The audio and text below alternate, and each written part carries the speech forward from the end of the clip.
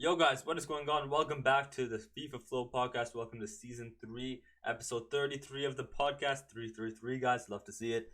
Guys, today we got a big episode. Mainly we're going to be focusing on mainly the rumors, the recent rumors. Of course, we're coming to the last day. It's basically the last day of transfers. I think tomorrow, January the 31st, is going to be the last day, deadline day, of course, for transfers. So we have a lot of course, we've seen this in the past, of course. We've seen this last year, and in previous years, we've always seen this deadline day deals, deadline day transfers. So we're gonna talk about these rumors. Some of the we're gonna go into depth with some of them, how they could affect, how like what I rate the transfers, like stuff like that. We're also gonna talk about, of course, this past weekend's game, the past week's games.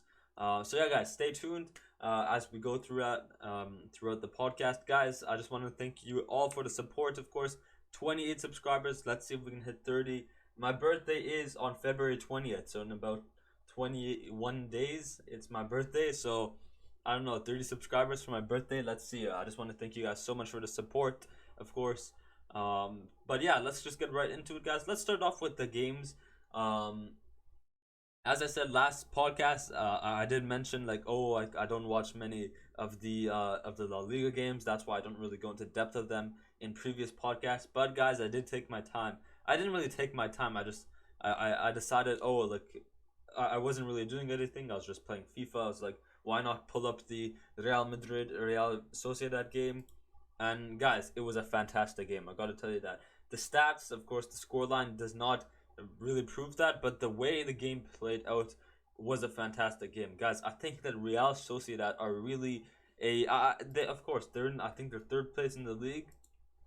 I think they're a team that shouldn't be slept on. I think there's definitely other teams that have fallen off. Like, of course, we have Barcelona and Real Madrid doing good.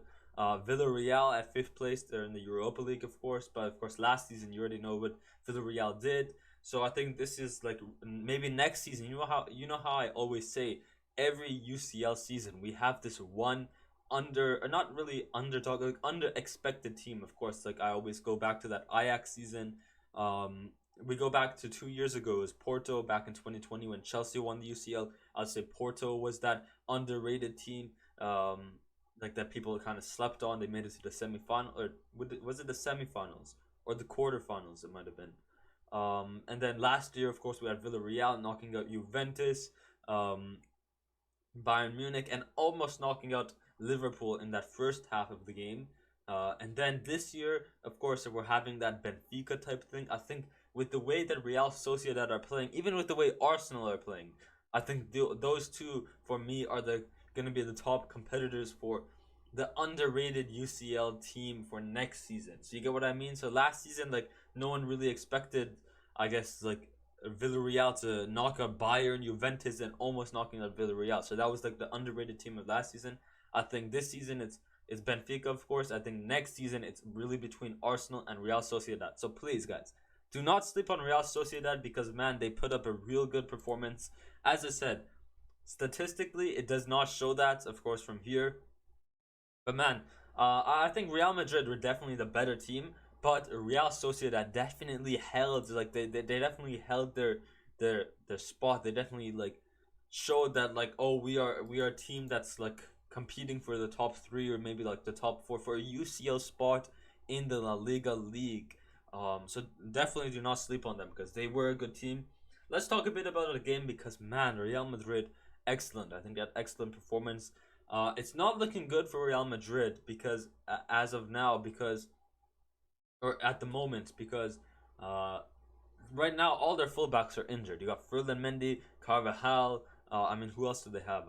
I don't really know many of the Madrid squad because as a PSG fan, I don't really love Madrid, like, especially from what happened last season, of course, and with this Mbappe Sega stuff. It's just they hate on us too much. That's why I respect them. I think they are one of my most, if not my favorite, not my favorite, my most respected team historically. Man, Real Madrid has to be one of them. It has to be the most respected team. But as a fan, as someone I support, like if it was PSG versus Madrid, I will support Paris Saint Germain But at the same time, I respect Madrid because they are the best club in history. In all of football history, I think Real Madrid, what they've done, transfer wise, historically wise, like the players they've had, the history they've made, the treble, they won the treble, UCL back to back to back. It's just too historic, man. So because of that, they're my most respected club, but not my most favorite club. You get what I mean? Um, so yeah, Real Madrid, all their fullbacks injured, and in that scenario, they ran Edward. Is it Edward?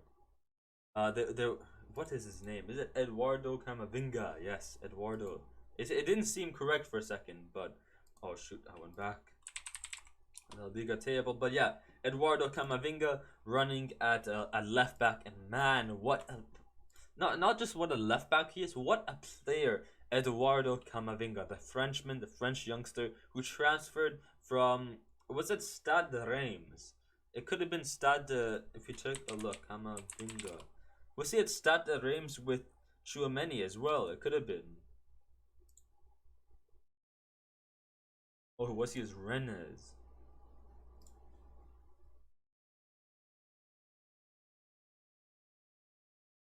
I'm pretty sure Chouameni was.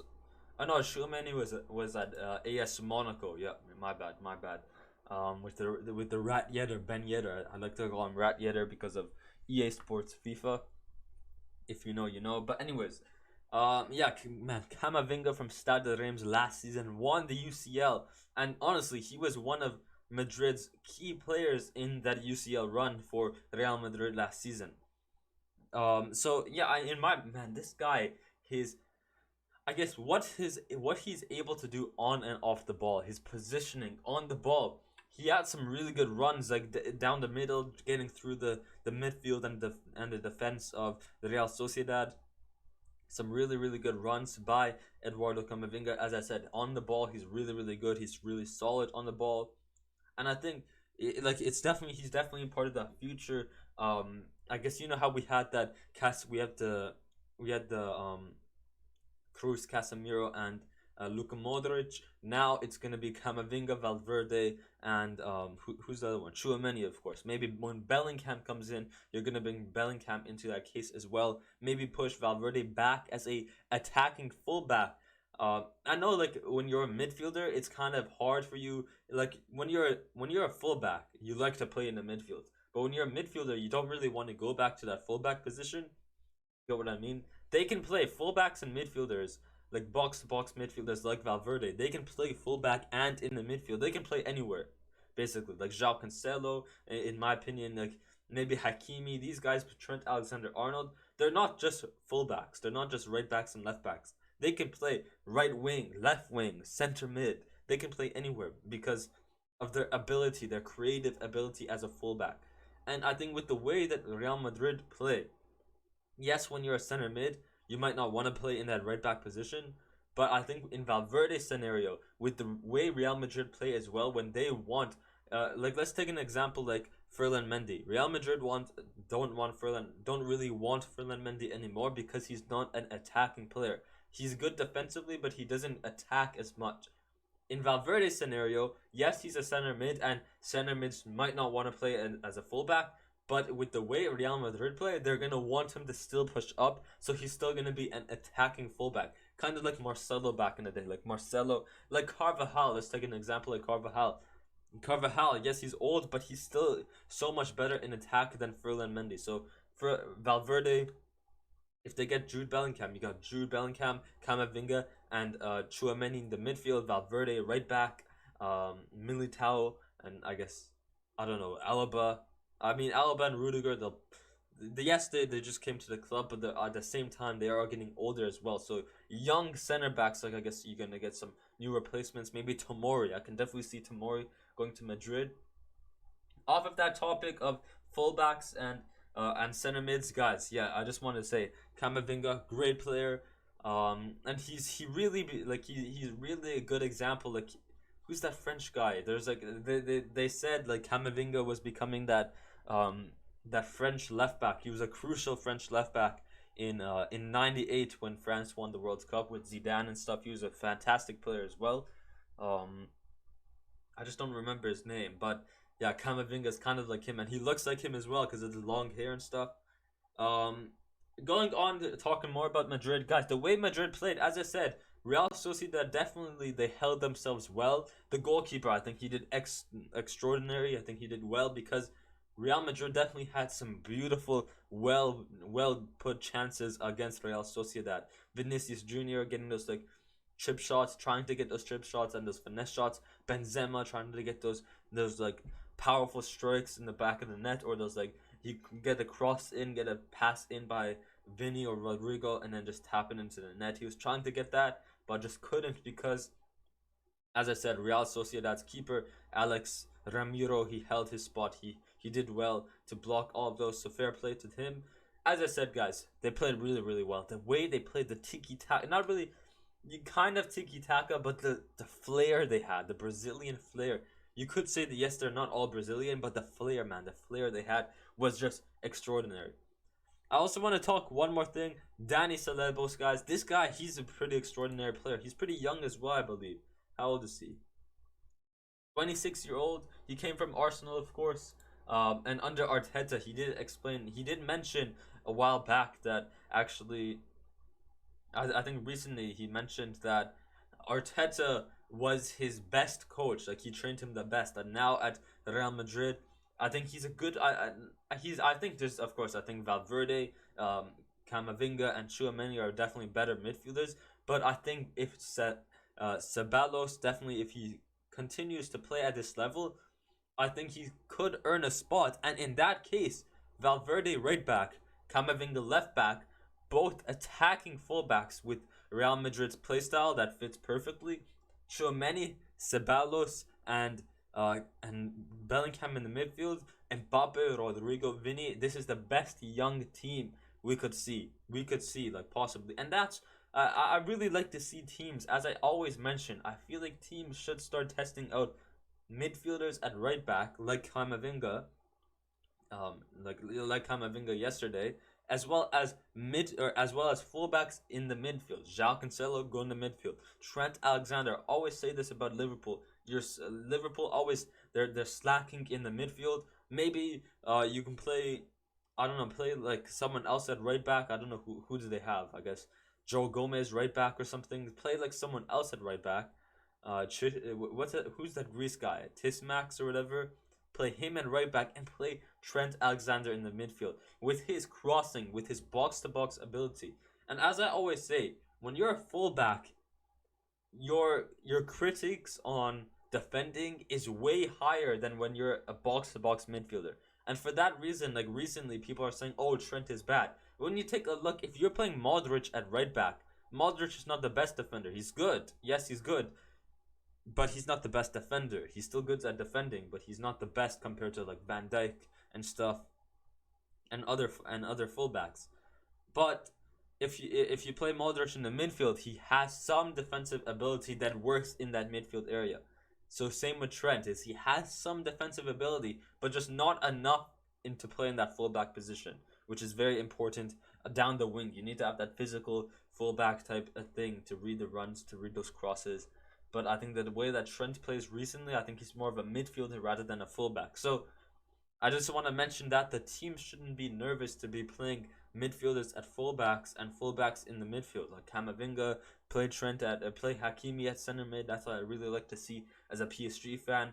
Why not? Why not? How does it hurt? Test it out in a friendly match or something. How does it hurt the team as well? And I think we'll get to there soon.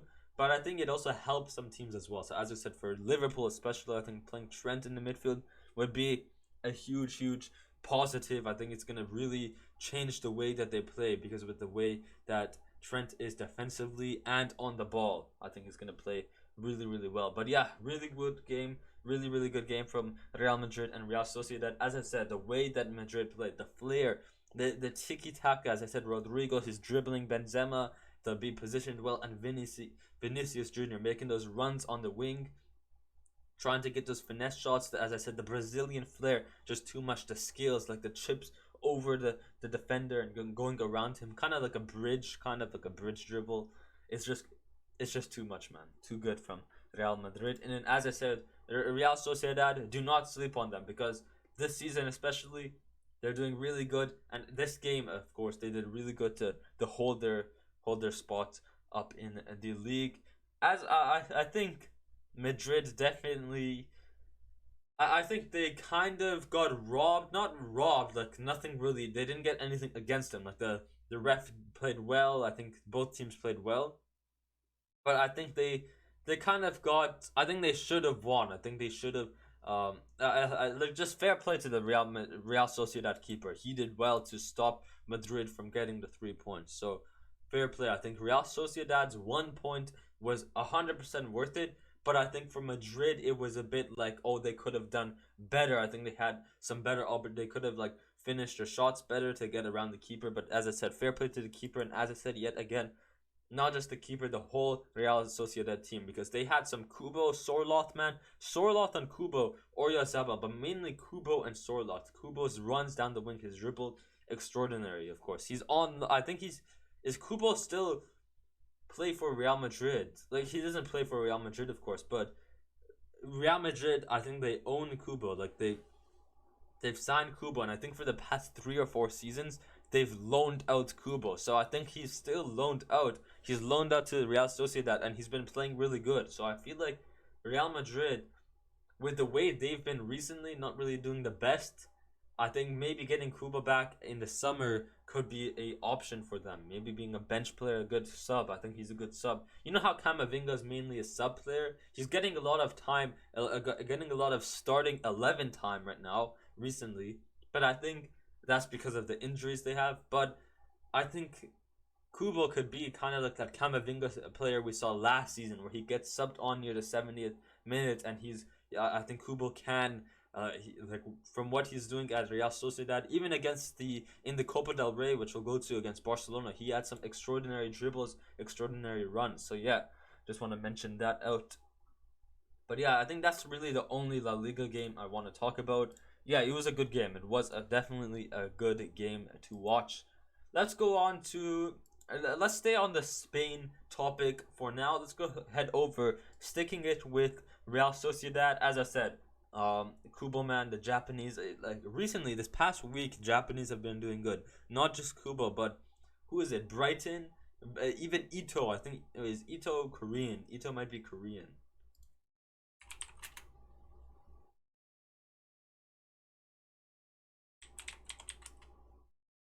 Oh no, he is Japanese. Yeah, yeah, man, these Japanese players, and then of course in the World Cup, Japan also did really good. So man, these Japanese players, don't sleep on Japan, guys. Never sleep on them, even if they're even on a club level. Don't sleep on Japan. But where was I? Yeah, as I said, Kubo. He has some really good runs.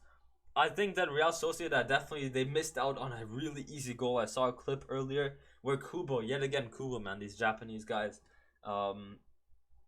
Kubo is down the wing, passes it into he crosses, or like a low driven cross down to Sorloth, and then Sorloth just with his inner foot, but instead of going into the net, easy, literally, like Ter Stegen was on the left of him, he had an open net, and I guess it just went off of his foot bad and went up into the air. So unlucky there. Other than that, guys, Barcelona, they also played pretty good. What was I gonna say? Yeah, I think Barcelona played good. The tiki taka at Barcelona. So what I said about Real Madrid is they kind of play tiki taka. They pass the ball a lot, but they have more flair. Whereas Barcelona, they don't have as much flair as Madrid. They play more simpler passing options. Yes, both teams play this passing technique, this pass and go type play style, both Madrid and Barcelona. But Barcelona is more simpler, more like basic, whereas Madrid has a bit more flair to it. You get what I mean? Like this Brazilian flair, like the elastico, the La Croquetas, the chip shots, the bridge dribbles, stuff like that. Like I guess, yeah, you get what I mean. But yeah, Barcelona, they still play good passing options. Gavi, the 1-2, Lewandowski, Gavi, Frenkie de Jong. Guys, Frenkie de Jong, I don't know what Barcelona were thinking, like, oh, your pay, man, keep de Jong's pay cut because he deserves it, man. What he's doing for Barcelona, one of their best midfielders, if not the best midfielder Barcelona currently have. He is an extraordinary box to box. His physicality, his defending, man, is just extraordinary, guys. his passing, what he can do up top to create chances. I think he's definitely Barcelona's best midfielder, and then you got Pedri as well. I like seeing Gavi kind of being tested on this wing, and to be fair, he's actually doing really good. Gavi does have some defensive capability, not as much as Pedri and De Jong, of course, but it's good to have someone who's young. I think he's good on the ball, good to cross it in, and I think the thing that's good with Gavi is he's fast and stuff. He has some defensive capabilities, as I mentioned, so good to be to press a bit up top. And as I said, since he's young, I think it's good for Barcelona because young players tend to. It's not the best to be nervous in games, but at the same time, it's also good to be nervous because not good to be nervous, but it's also good that you're young because when you're young, you know when you're young, you like to be more active and social. Not I guess you can say active, social and stuff. When you're young, you like to pass the ball, and I think that's good with Gavi. He passes it out. He plays as a team. So with Gavi, since he's playing on the wing, he plays as a team in the attack. He goes back and forth with De Jong, Lewandowski. I think I explained that horribly, but hopefully you understand what I mean. I think like it's not good to be nervous, but at the same time, since he's young, he likes to get help from from older players like Lewandowski, Busquets, De Jong. So he passes it to them in the midfield, which then leads to a goal. So like he's running down the wing, passes to Lewandowski, scores. Maybe he does a 1-2 with Lewandowski, like which he has against the El Clasico. What was it for? Was it the with the Super Copa? Yeah, with the El Clasico Super Copa final, just I think a week or two ago. Like they played the 1-2 with Lewandowski, so it's good to see like a young player kind of look up to an older player like Lewandowski, an idol, and like they like play together, kind of like Messi and Ronaldinho. Messi was young, he didn't really know what to do, so he passes it to Dino. Dino does a chip over to Messi. Messi scores. He was young. So same thing with Gavi. He's young. He says, "Oh, I don't know what to do. I'm gonna give it to Lewandowski." He makes a run. Lewandowski passes it back to Gavi. Gavi scores. So it's like that 1-2 type thing. So I hope I probably explained that terribly. I don't know what I was saying, but yeah, you kind of get what I mean. So yeah, Ansu Fati, guys. I really hope Ansu Fati does play more, man. Frank Kessié, same here. He does get subbed on, but I don't know. Frank Kessié, man. He should does. Man, they bought Frank Kessié, and yet they're still playing the no-leg, slow old man Sergio Busquets. He has no legs, man, and they're still playing him. Man, they should give Frank Kessié some more playtime. I swear. And yet there's rumors of Barcelona wanting to do a swap deal with Inter Milan to get Brozovic. Like, man, Frank Kessié, he's good. Yes, Brozovic is better. I know for sure, but Frank Kessié and Brozovic are going to be better than Sergio Busquets, yet they're still playing Busquets. I don't understand this team, man. That's why they're in the Europa League, honestly. One more thing I want to mention before we go off of before we go to the Madrid derby of the Copa del Rey, I want to mention, guys. Yeah, as I said, Real Sociedad. I mentioned them in yesterday's game against Real Madrid. Yet again in this game, last week on Wednesday, of course, in the Copa del Rey semifinals, they played good. As I said, Cuba. I think they played good as a team. The defense, the keeper as well. It was just and Barcelona, they played better. The tiki taka, the through balls, the runs that Dembele made, brilliant, man. And as I said, the through balls that they gave into Dembele and stuff. The goal was actually a bit lucky, and I think Dembele did play well. I think Lewandowski was free. It was like a one-on-one with the keeper. Dembele running very very fast. Of course, you already know it's Dembele, the oozer, as I like to say, the goose, because he always gets injured. Guzman Dembele. They're running down the wing, and actually on his right foot, you guys already know. I think Dembele is right-footed. No, I'm pretty sure he's left-footed.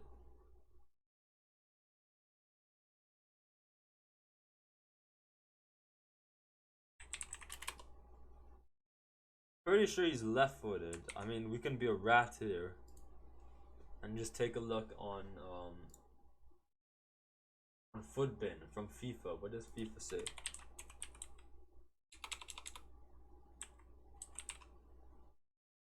Pretty sure he's left-footed. No. Yeah, he is left-footed. His main is a left foot. Yes, you can use his right foot, and surprisingly, he had a banger, like not a banger, like not like a Flair, like not as dribbles and stuff, but he had a powerful, like a powerful strike.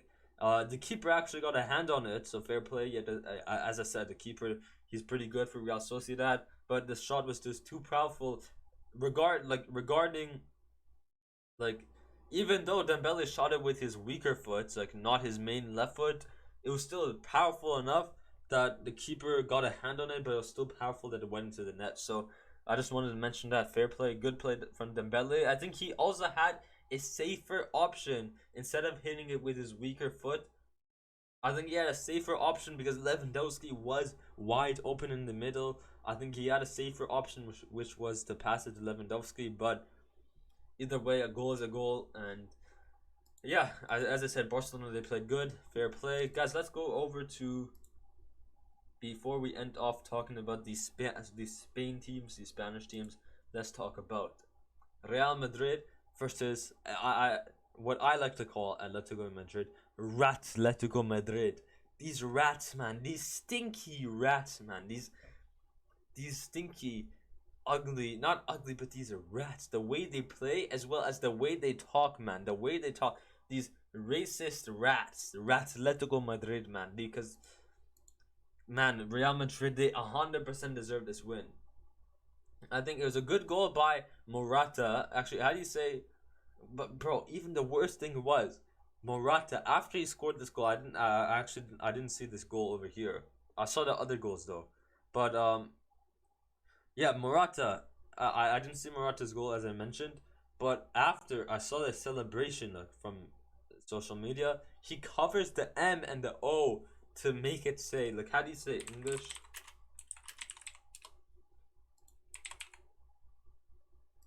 Rata, in the feminine and masculine, kind of like French. Morata. I'm not even joking. Alvaro Morata. After he scored this goal, he literally tried to cover his M and the O and say Rata.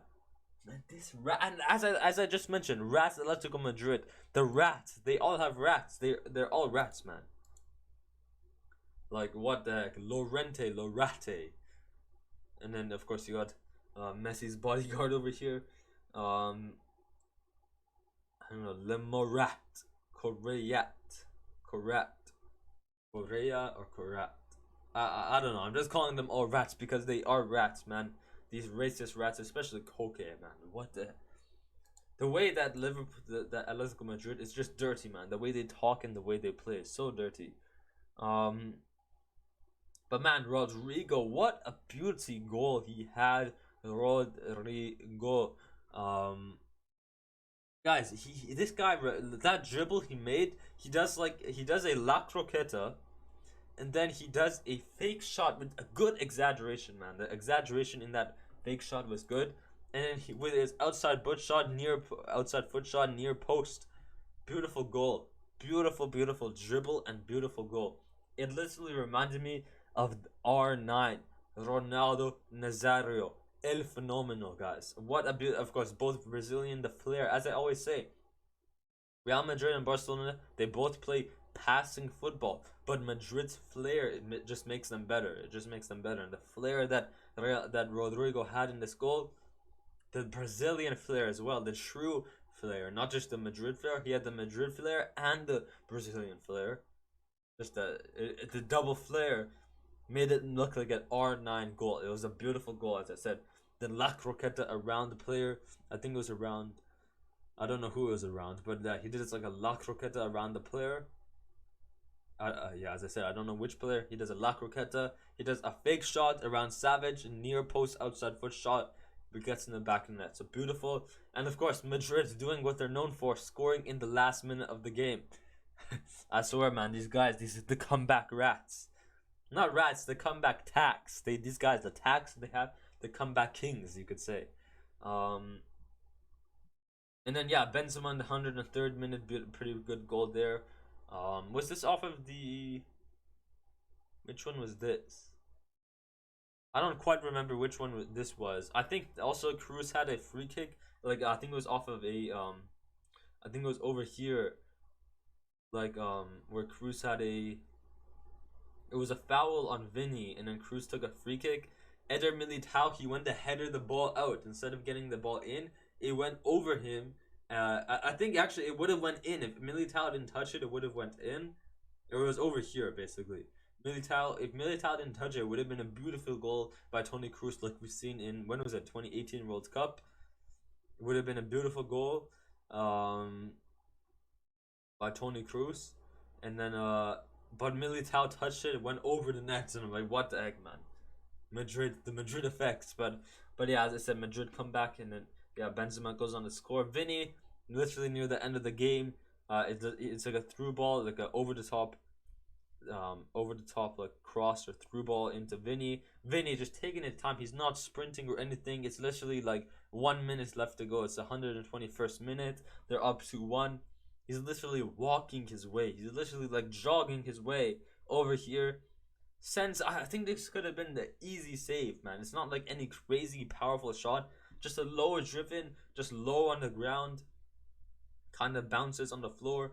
It goes in the back of the net. It's like they're like the whole Atletico team were just depressed. They were done for. They were tired. They were just drowned out. But yeah, as I said, these rats, man, the way they play, the way they talk, the dirtiness from the rats Atletico Madrid. Real Madrid 100% deserved the win, and very happy that they did. As I said, they play really good. The passing options, Camavinga, Toni Kroos, Luka Modric, Valverde, Benzema, Vinicius Jr. And it was good to see Vinny score at the end because, of course, he does the samba, the Brazilian samba, to shush these racist, Atletico, dirty Atletico Madrid team and the fans, of course, as well, and the players and stuff. These rats, man. So yeah, fair play there. And with that with that quarterfinal, we get a draw of an El Clasico in the semifinal. So it should be pretty insane with 2 legs to go as well on March 1st and April 5th. So in about a month, we'll see Copa del Rey semifinal leg 1. And then a month after that, we'll see semifinal leg 2 El Clasico. So yeah, should be pretty lit. Guys, all of that just talking about freaking Spain teams, but yeah, it was good to talk about Spain. Let's go over and talk about Paris Saint-Germain versus Stade de Reims and talk about how bad of a team PSG are. Guys, of course, I'm a PSG fan, it says back there. And actually, guys, I didn't mention this in the beginning. If you guys didn't notice, I have a new, we have all the jerseys, of course, the best number 10s in the world. I think we're missing Maradona, of course. And Ronaldinho, Maradona and Ronaldinho. But other than that, of course, the best defender, we're just missing Ramos as well. Of course, the best Canadian player, Alphonso Davies, Vinicius Jr., of course, Ballon d'Or winner, probably one of my top 3, or maybe, yeah, probably top 3 favorite French players, of course. And of course, my favorite player, Kylian Mbappe. So yeah, if you guys didn't see that out, I also posted it over here. Pretty sick, pretty sick. But where was I? Yeah, guys, PSG, man. Of course, you already know I'm a PSG fan. I'm wearing my PSG jersey and stuff. Man, we are so terrible. We are like our defense is literally our defense is bad. It's bad. Like, we need to upgrade it. But what's even worse is our midfield. Our midfield is literally non-existent, man. It's non-existent. We do not know how to create a single good opportunity. You have Fabian Ruiz in the midfield. What are you doing crossing it sideways? Or you're trying to do it over a player. He's crossing it sideways to Messi. The only thing our midfield can do, unless it's Verratti, because of course Verratti, my favorite midfielder. I love Verratti. Actually, talking about Verratti, where's my Verratti jersey?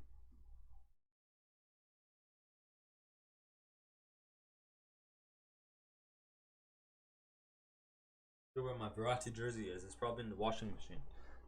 So I better find that, because I'll probably, I don't know if I'll wear it tomorrow, but I should definitely put it up there.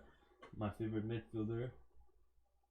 But yeah, unless it's Verratti, of course, defensive, of course, attacking, I think, on the ball. I think he's a bit more creative than these frauds. Fabian Ruiz, Vitinha, in the beginning of the season, you were good, man, but what happened now? Same with Carlos Soler. Um, unless it's the early Vitinha that we had in the beginning of the season, he was really good.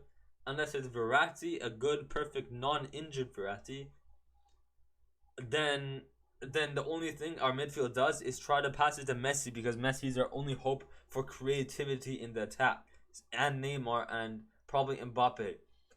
Although Mbappe and Neymar, or Mbappe and Messi, that they didn't have the best game. I think Neymar from our front three, Messi, Mbappe, and Neymar. I think Neymar put the most effort into it. Yet somehow he still got subbed off, and he was the best of these three. Even with Neymar being the best of these three, and I think these three were still the most creative in the attack, because all our midfield can do is pass it to them. They don't know how to create themselves. They don't know how to do these 1-2. Fabian Ruiz, you have the ball. If this is Vitinha, he's sending a through ball to Neymar. All you can do, all Fabian Ruiz does is pass it sideways, man. Who cares about sideways? We're not Chelsea, man. We're not Chelsea passing it sideways and backwards, man. Just pass it. Like, I don't know. Our midfield, man. We cannot do anything. So yeah, we got lucky that Neymar scored in the 51st minute. That was a lucky goal as well, man. That was a really lucky goal.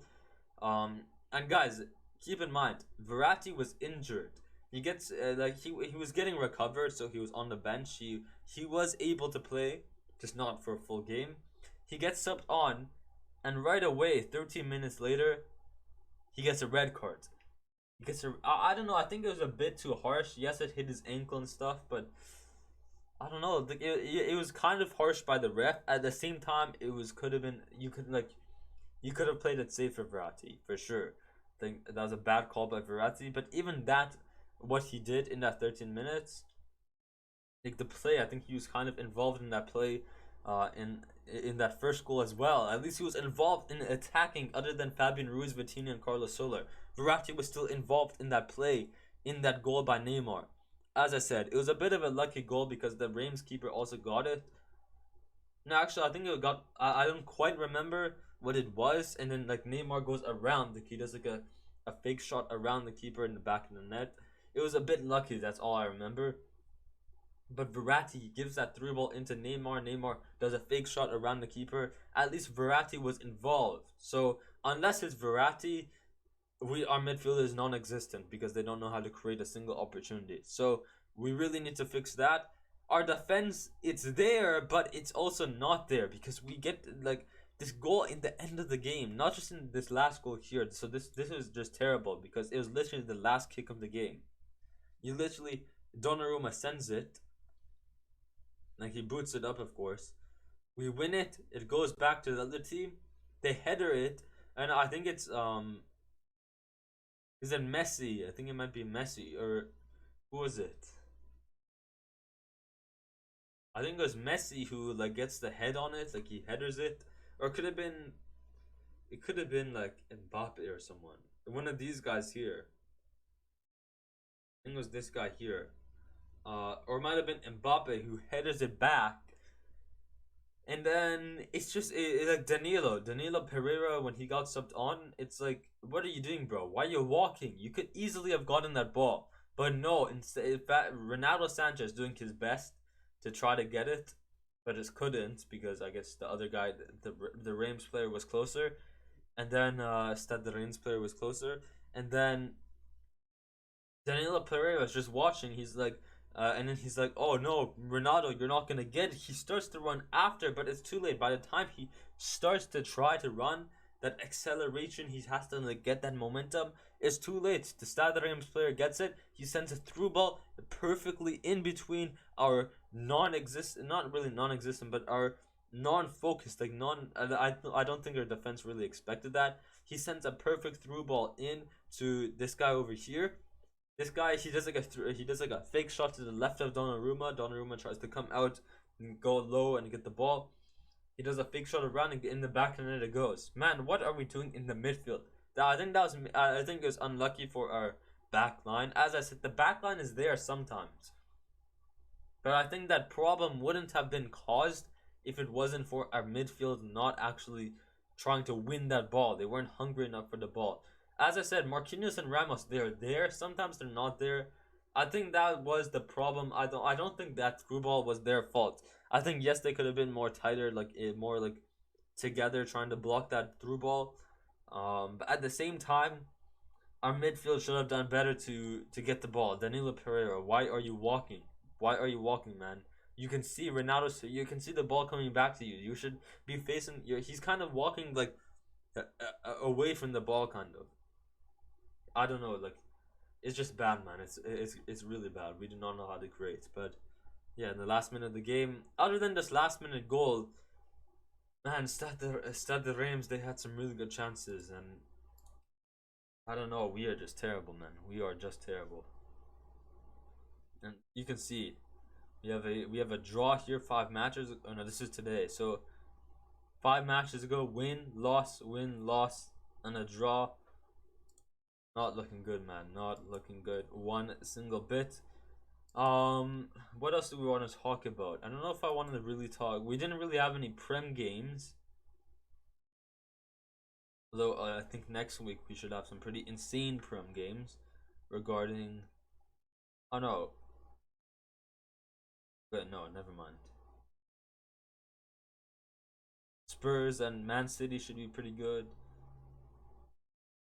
Then, yeah, I was thinking about the week after that. I thought Arsenal City was this week, but it wasn't. Although there was an Arsenal versus City game, which was in the FA Cup. Unfortunately, I did not watch this, which I should have. As I said last week, I don't know. I don't really watch. I don't watch anything. I don't watch any England teams other than the Premier League.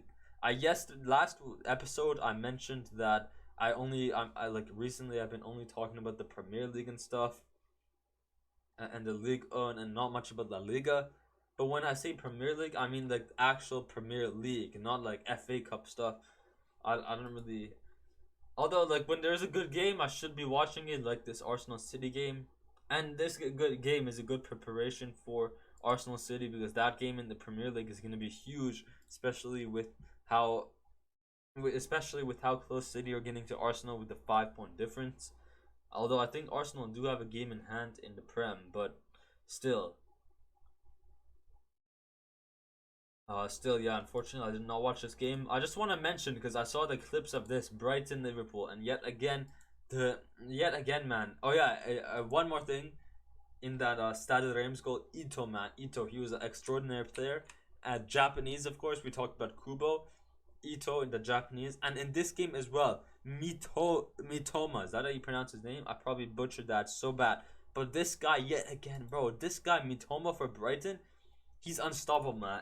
He's unstoppable. His runs that he made, his creative ability in the attack, especially in that last goal. He gives that. He the one who actually scored that last goal, I believe. Yeah, it's crossed into him. He touches. He touches it well from that cross and gets in the back of the net. Beautiful positioning, beautiful touch in the end of the game. I think he also got an assist, if I'm not mistaken. Let's just go to Fought Mob, because they actually say like who assists and stuff.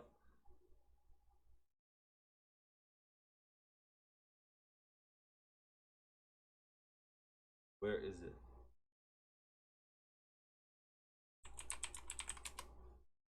Brighton.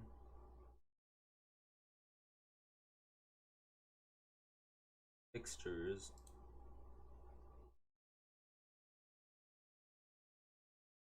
Hey, he did not get an assist. But he was involved. I remember him being involved in that last goal. Even over here, he was the second highest rated player in that game because they actually played really, really good. I'm telling you, man. Japanese man, like his dribbling in the attack, he destroyed Trent Alexander-Arnold, man. He destroyed his career. And as I said, Trent Alexander-Arnold not the best defender recently, but that's because for his positioning, defending is key. But when you're in the midfield, it's not as important as it is for like a center back and a fullback. You get what I mean? So yeah, man. Mitoma, he really destroyed them. And then Serie A, I don't know, Napoli and Roma. This was a pretty good game. I had on the side as well. Where is it? Do I have a photo of it?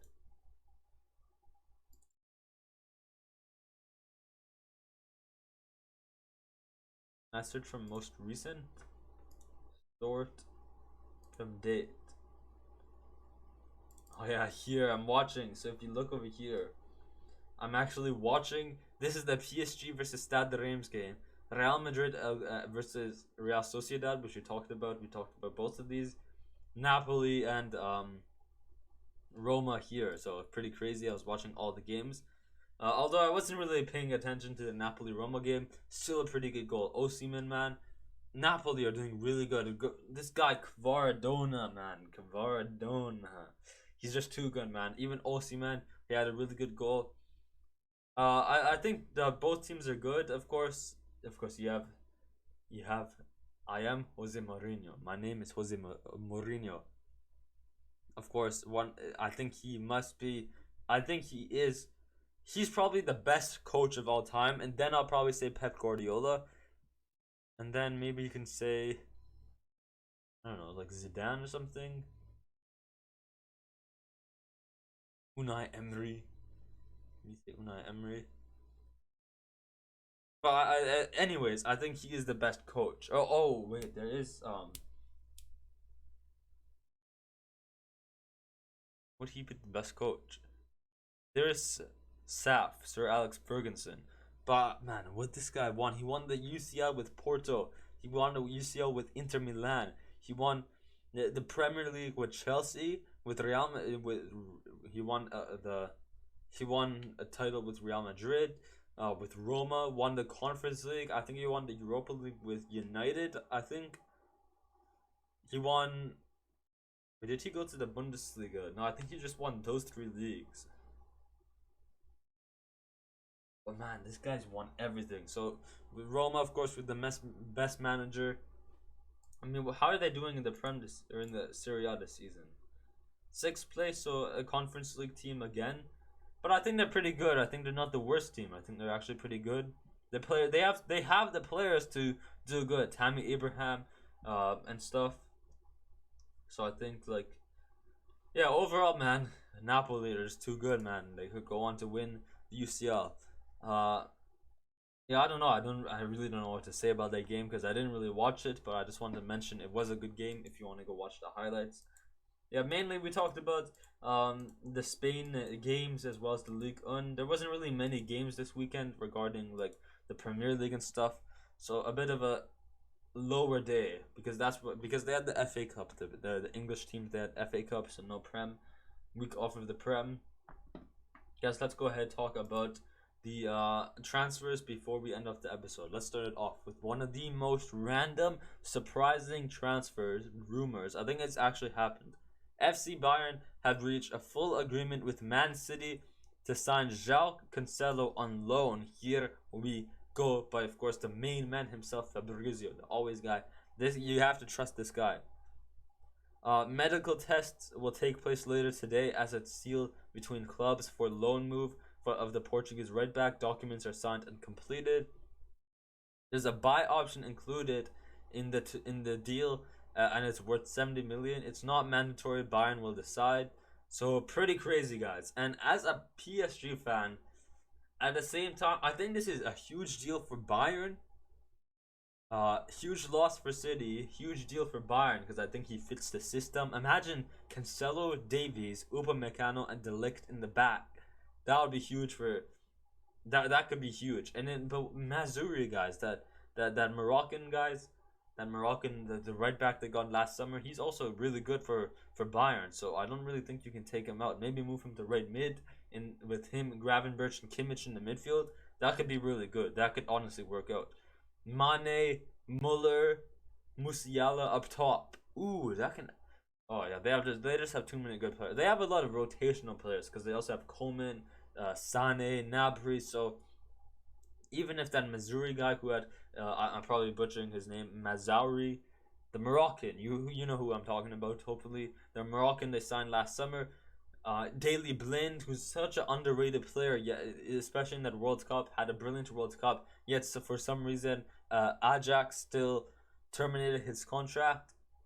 I guess it's a good deal. Because I guess he fits the system. Bayern really have a rotational team. And as I said, yeah, the way Bayern play, I think he's gonna be brilliant. But as a PSG fan, when we have them in the round of 16 of the UCL, this could be scary. I think they also signed Jan Sommer. That's Jan Oblak. What's his name? No, it's Jan Sommer. Yeah, Jan Oblak and Jan Sommer. They also say Bayern also signed Jan Sommer from Mönchengladbach because of what's his name? Of course, of Manuel Neuer being injured for during the World Cup. He went like skiing or something and got injured. So they got Jan Sommer, and guys, we already know the last time that Jan Sommer and Kylian Mbappe met, Euro 2020 missed a penalty. Other than that, yeah, Bayern, they're starting to look like a more challenging team. If they didn't sign, if you were to tell me, if we came right back from the World Cup, you see Germany lost, so probably a lot of their players kind of not having the best of the time, so they'll probably not play the best. Of course, with World Cup tax as well, like probably some injuries or kind of some tiredness. Although Germany got knocked out early, but still, they didn't even make it out of the group stage. But still, like there's probably that World Cup tax, that World Cup depression, or like emotion, and then the Neuer tax, the injury tax, all of that. Right, for first week back from the World Cup, I would say PSG beat this Bayern team easily. But now they have Jan Sommer. They've just signed Jacques. Surprisingly, Jacques Cancelo alone is looking scary for PSG. So we'll see how they play. I'm going to start monitoring Bayern Munich with their games in the next few weeks. We'll see how they play. And then we'll come back to this 1 week before the UCL between Bayern and PSG. And hopefully, I don't know what I'm hoping from this. They don't play good. Hopefully they don't play good. Although Bayern they're a good team, man. So all I'm saying is it's a surprising deal as a PSG fan. He fits for Bayern. This is huge. This is huge for Bayern. Not just for like against PSG and stuff. This is huge for Bayern as a whole. Just for the Bundesliga, for Europe. He's a huge player. I think he fits the system really well. And as I said, even if he's on the bench, even if he's more on the bench than at City, I think he understands that because Bayern are a rotational team. They have a rotational team. As a PSG fan, I really see that as a bit of a bad thing and a surprise. It was a surprise, and I was really shocked. I was kind of mad as well because it could be bad as we have them next in the round of 16 next month, and hopefully, like, yeah, he's a good player as well, so he could kind of screw us over, especially with the way PSG are doing, and especially with PSG are not signing anyone this summer or this winter. And then you see our rivals Bayern signing Jan Sommer, João Cancelo. We're screwed, man. We're actually screwed. And especially with how we're playing and not signing anyone, we're actually screwed. Let's go on to more news by Fabrizio, I mean. Arsenal approached Chelsea for Jorginho. It's now an option in a case deal won't go through with Brighton still reluctant to sell. To sell who?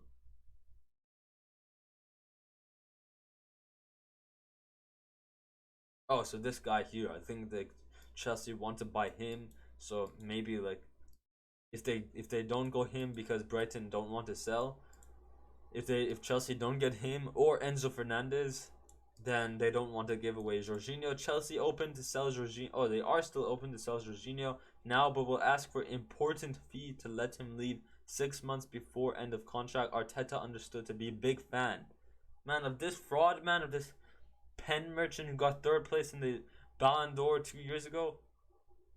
This fraud, man. Chelsea are now increasingly confident to get Enzo Fernandez deal done with Benfica in the next. Man, these Chelsea, man. And if we take a look here, what's going on with Enzo Fernandez to Chelsea? It was again a tense night of talks between all parties as there's still no green light from Benfica president Rui Costa, the Portuguese legend, to Chelsea proposal. Chelsea are offering 120 million, same value as release clause, but with payment made in multiple installments. After optimism on Monday afternoon, after a new meeting, Chelsea were hoping for breakthrough in the night, but no approval from Benfica yet, as Rui Costa still hopes to keep Enzo Negotiations will continue in the morning. His final decision will be made on deadline day for a deal started at the end of December. So pretty crazy, man. They're really pushing for Enzo Fernandez. I think this 120 million euros is like 105 million pounds, like in British. I think this might be one of Chelsea's or probably Premier League's highest. I think it might be new record signing if they signed him for this much. Could be new record Premier League signing. So pretty crazy. But at the same time, I want to mention in my last podcast I made a mistake actually that Prem themselves, the Chelsea themselves have spent 466 million euros. With this coming on as well, 120 million, almost 600 million euros in this season, 2022 slash for the 2022 slash 2023 season. I said the whole Premier League spent 400 or 500 million, but that's just Chelsea themselves. But still, that ratio is the same thing. The ratio of how much money Prem is spending compared to other leagues is pretty crazy, man. The Super League is real. But where was I? Going back to this, man, financial fair play really needs to be kicked in. Yes, like, man, they're spending 600 million, and the way that Chelsea are dodging this, they're spending over $500 million or euros, and the way that Chelsea are finessing this financial fair play is through multiple installments. The reason they're signing Mudryk for 100 million from Shakhtar on an 8-year contract. The reason on an 8-year contract is because each year throughout those 8 years they're going to be paying Shakhtar, not all 100 million at once. Throughout the 8 years of Mudryk's contract, they will pay Shakhtar Donetsk. So in this case, Chelsea want to do the same thing with Enzo, get him on an 8-year contract, and throughout the 8 years, maybe if it's 100, let's say it's 140 million, 8-year contract, then it would be 30 million a year. So I guess they're trying to do something like that. But I heard that actually UEFA want to, or FIFA want, no, I think UEFA want to add a rule where teams can only buy players or for 5-year deals. I mean, what are Chelsea gonna do now? They're gonna get 5-year loans instead of deals, 5-year loans. But yeah, pretty crazy, man. Chelsea, they're just going all out. They're so bad, yet they're still going all out. And for some reason, players like João Cancelo, Modric are all willing to join this Finnish club, man. But I mean, at the same time, if they do get these players and they do help, it just goes out to show how good these players are. And fair play to Chelsea if they do get them. But 120 million, man. 120 million, and like, man, Chelsea are just spending. They're just going on a splurge, man. And it should be. This is just madness. And they're 10th in the league, and players are still willing to join, spending this much for being 10th in the league. And yeah, I also do agree with these comments here. What is Rui Costa release this player for me? This might be the first time someone is not accepting 120 million for a club like Benfica as well. 120 million is pretty huge. Let's go on. Pedro Porro, the rat. Of course, you already know he stole like João Cancelo's like girlfriend or something like that. Felix, second red card incoming. Oh my goodness. My goodness. But yeah, so yeah, deal done Saturday night. So pretty good deal here. I think who's their fullbacks right now? Yeah, I think this is pretty good with Reguilon going to Atletico de Madrid. I don't quite know Spurs' fullback, so I think he's kind of a rat, but at the same time, I think he's a good player. I think he was a good player at Sporting as well. Hakim Ziyech with Paris Saint-Germain are now in talks to sign Hakim Ziyech from Chelsea. Negotiations are progressing as Hakim Ziyech wants to move. PSG consider him priority target. Understood on a loan deal is discussed with no buy option included after because of financial fair play, but there's still no green light from Chelsea. PSG are working on Milan Skriniar. It's signed for next season, but it will try to reach. So yes, guys, Skriniar, I think it's somewhere over here.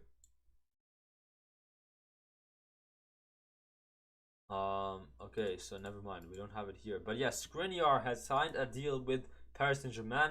Next season, it is confirmed that PSG or Skriniar will officially come to PSG on a free transfer, and because of that, he will also earn 200 million euros, or not 220 million euros for sticking to his word, not re-signing his contract with Inter Milan and coming to PSG on free. He himself, as the player, will individually earn 20 million euros, but we are still willing. We are still trying to push for a $15 million or 50 million euro bid to get him this January because we really need him.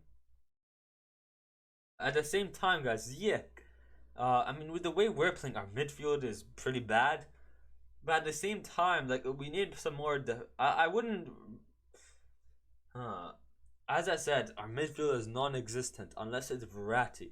If we have Verratti and Ziyech, Verratti he provides attacking, good dribbling, good creativity, but as well as defensive capabilities. I think Ziyech could play in that cab position. If we play a 4-1-2-1-2, you play Neymar, or maybe a 4-3-3 with Mbappe up top, a 4-3-3 with the cam, Mbappe up top, Neymar on the left, or like a 4-3-2-1. Mbappe up top, right wing or right forward you have Messi, left forward is Neymar, Mbappe striker. Verratti in the left center mid with defensive capabilities and good attacking on the ball, good creativity.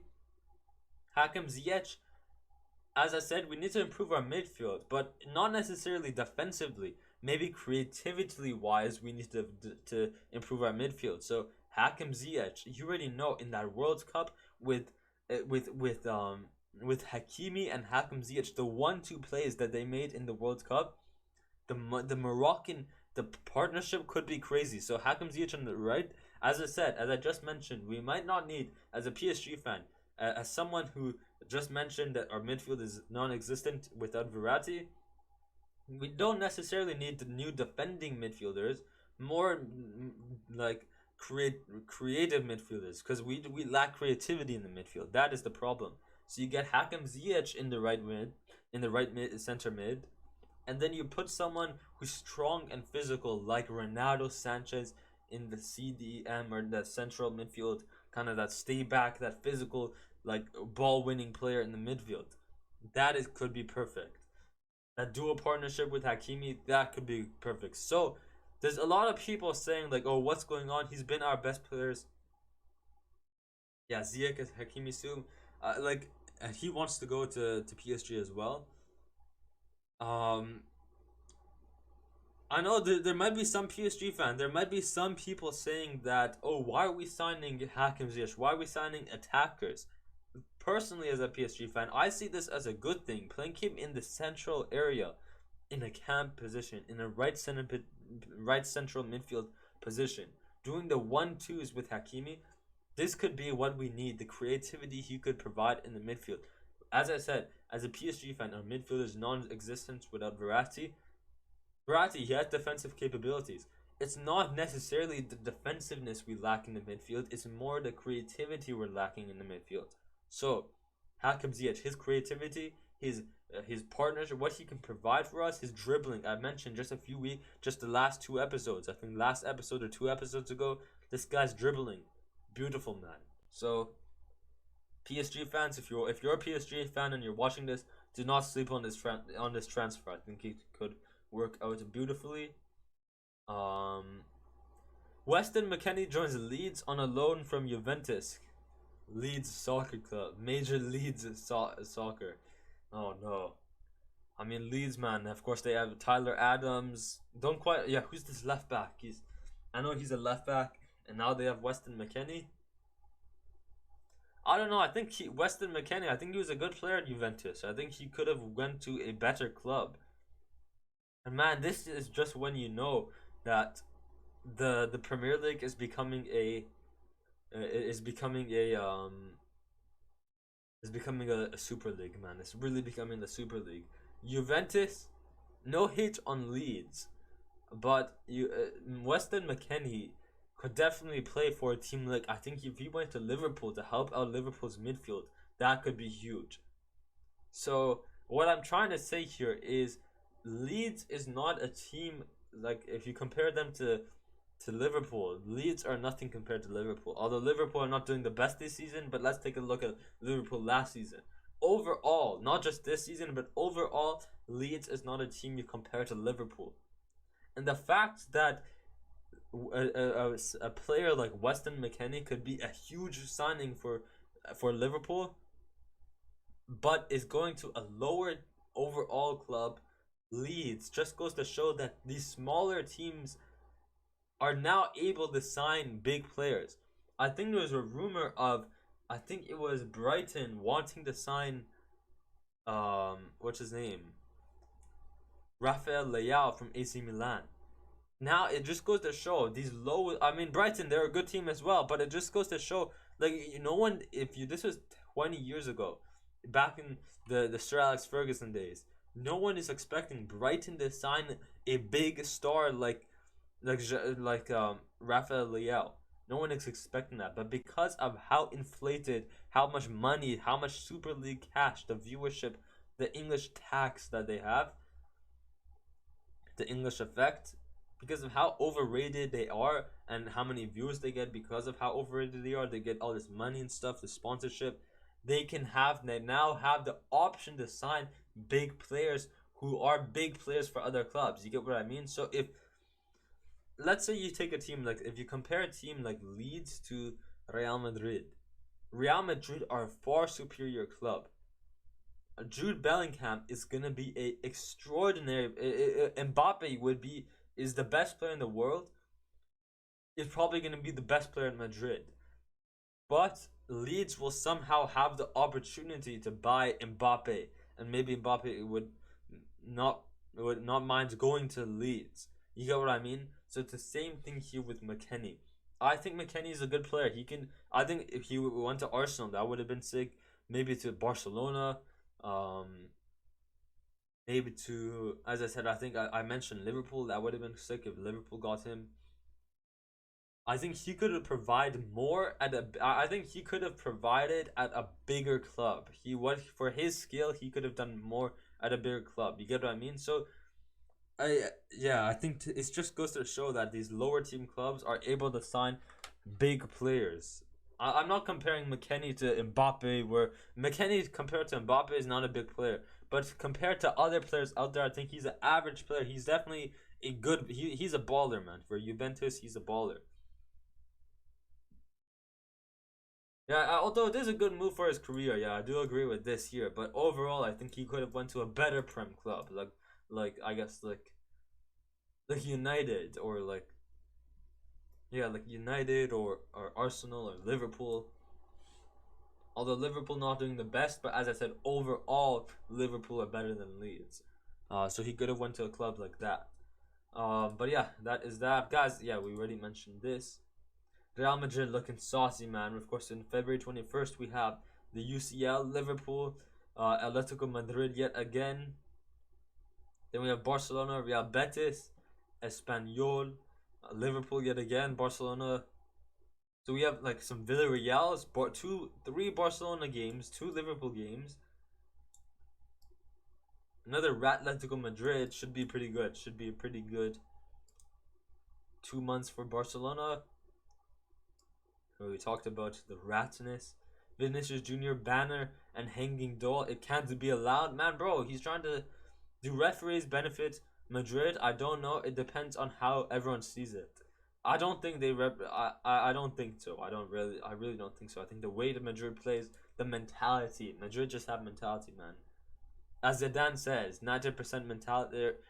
90% mentality, 10% feet. So... That is that. Yeah, we talked about Hakim Ziyech. Apparently a player. So yeah, Keylor Navas is expected to join Nottingham Forest. This is what I'm saying, man. For Navas is like I think Navas is still a good player. I think he's still a good player. At PSG, he's not the best player because we have like Donnarumma and stuff. Donnarumma not the best either, but at PSG, it doesn't look like Navas is a good player because he's not playing a lot because we have Donnarumma, who's also not the best player, goalkeeper. But Navas compared to other I think compared to Bonu or something. I think he's on that level. He's definitely on that high. He's definitely in the top 10 for sure. I'd say for sure, maybe the top 12 goalkeepers. And then Nottingham Forest are able to go sign him on loan is just pretty crazy. But yeah, apparently, players who on a player who's on loan is expected to return late January to allow Navas to join Nottingham Forest on loan, per some report. Who do you want? So as a PSG player, who do I want back from loan to come help us? I agree with everyone in this comments. Paredes, man. If we can get Hakim Ziyech, yes, that is perfect. Verratti in that 4-3-2-1. Verratti left midfield.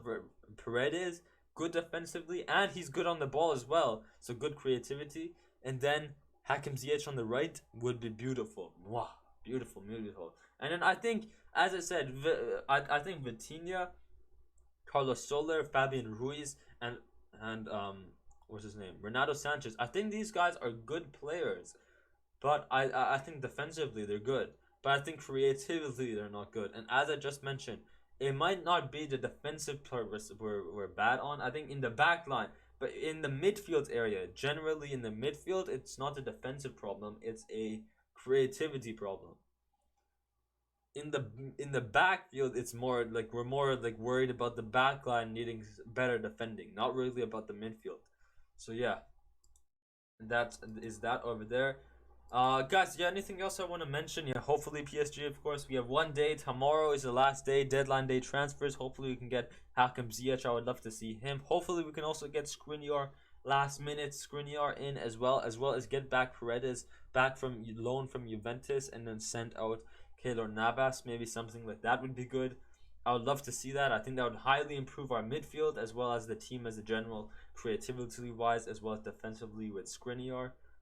I think if we do get Skriniar tomorrow, let's say we somehow bring Paredes back from loan, send Keylor Navas out, bring in Skriniar and Hakim Ziyech tomorrow. I would love to see a 3-back with Marquinhos, Hakim Ziyech, or Marquinhos, Ramos, and Skriniar. Nuno Mendes and Hakimi in the wides. And then Paredes and Hakim Ziyech in the midfield. Messi, Cam, Neymar, Mbappe striker. I think that's what I'd like to see. Would be pretty sick. I mean, yeah, I don't know what I'm hoping to see, but yeah, I think a 4-3-2-1. What I mentioned earlier, a 4-3-2-1 for PSG would be sick. Anything else I want to talk about? One more thing about Madrid, guys. Madrid, they're, as I said, they're an extraordinary team, but at the same time, Benzema, man, he's starting to get old. Not old, but he's not old, but you already know what happened in the start of the season. He wasn't getting much playing time, and for that reason, Madrid need to start looking out for a new striker. Of course, Mbappe, the Mbappe Sega could possibly happen again if Mbappe wants to leave in the summer. He has the option to leave. With the power he has the option to leave. But I think what Madrid need, I think if they can get someone, I'm not saying they should get these players. I think if they can get someone who plays at this level, a Harry Kane, who's physical, similar to Benzema, he's physical, good finishing as well, who can get a lot of goals a season. Tammy Abraham, I think he could be good as well. These players are good. For Chelsea, as I said, in the midfield, same for Liverpool. Man, go look at Serie A. I think Serie A midfield is just so underrated. Tonali, Brozovic, Barella, these guys all underrated. So start looking there. That's gonna end off the episode, guys. If you guys enjoyed it, hit that like button, hit that subscribe button, and hit that bell. Next episode will probably be on. Let's just take a look.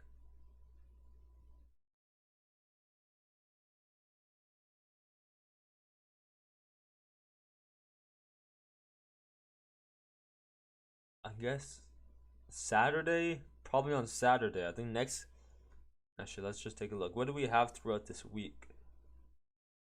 Nothing really tomorrow. Maybe Inter Milan, Atlanta, not the worst.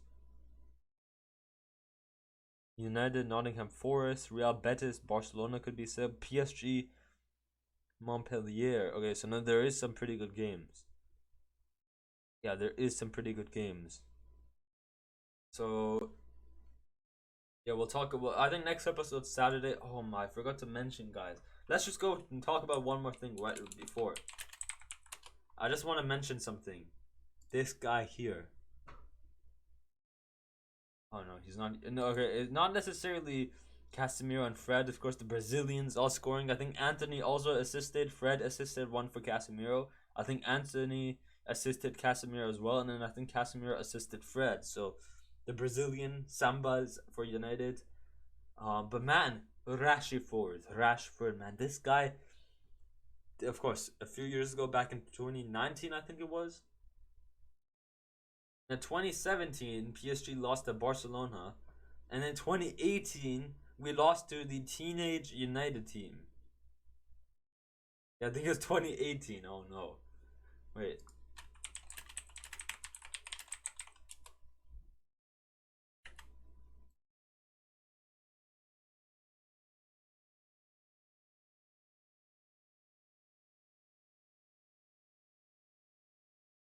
Oh no, 2019. Yeah. Oh no. Yeah, we don't talk about that as well. But yeah, those are the Rashford glory days. And then, in the past 2 years, Rashford fell off, and now he is back. Man, the skills, the dribbling that Rashford has. He does like a back foot heel, like a heel forward. Like you get what I mean. Hopefully, you get what I mean. Like he goes to his back foot and then back forward, like a back foot heel. The La Croquetas, the nutmegs, his dribbling, his step over is just beautiful. I just wanted to mention that out. Like he's becoming a baller, man. In this game especially, he had some good dribbles. I didn't mention this game, but I forgot to mention that he did good. Yeah, guys. I think next episode we have some good games. We didn't really talk about many of the games like United, like regarding English teams because as I said, FA Cup, man, that's just not my thing. Premier League is more my thing rather than FA Cup regarding English teams. But but yeah, hopefully, yeah, next episode, I think throughout the week we have more FA Cups, unfortunately. I think we have EFL Cups. At least the EFL Cup is a bit better than the FA Cup. Um, but other than that, guys, yeah, and there's better fixtures as well. I think Nottingham Forest is a more interesting team to watch play United rather than Reading, of course, in the FA Cup. But yeah, guys, next episode probably gonna be on Saturday. If you guys enjoyed this episode, hit that like button, hit that subscribe button, and hit that bell. For now, stay positive, stay happy, and I'll see you later. Stay flow. Peace.